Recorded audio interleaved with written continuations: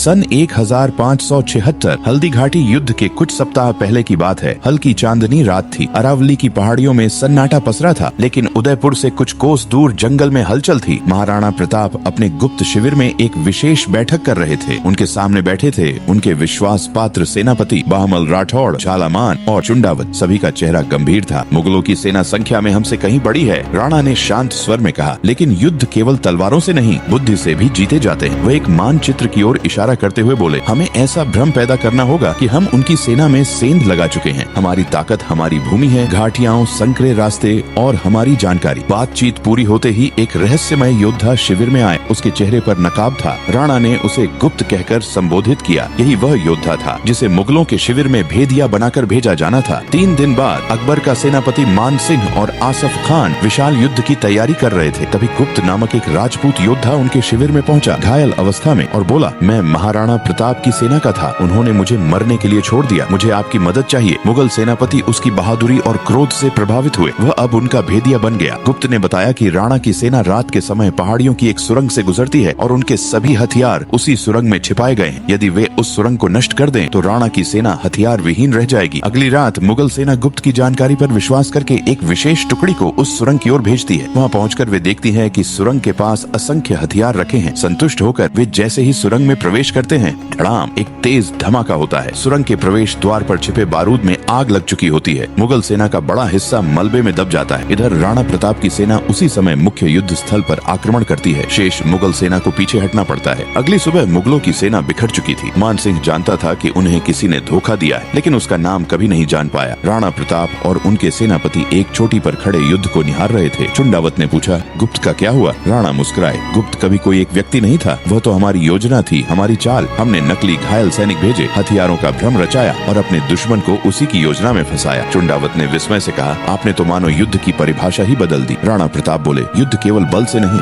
बलिदान और बुद्धि से जीता जाता है। कुछ दिन बाद मुगल दरबार से एक पत्र राणा प्रताप के शिविर में पहुंचा। उसमें लिखा था, हमें यह समझ आ गया है कि जिस मिट्टी ने आपको जन्म दिया है उसे जीत पाना असंभव है। हम आपको पराजित नहीं कर सकते, न तलवार से न छल से। राणा प्रताप ने पत्र को मोड़ा, तलवार म्यान में डाली और बोले, मैंने युद्ध अपने सम्मान के लिए लड़ा था। विजय तो मेरी भूमि ने पहले ही पाली थी।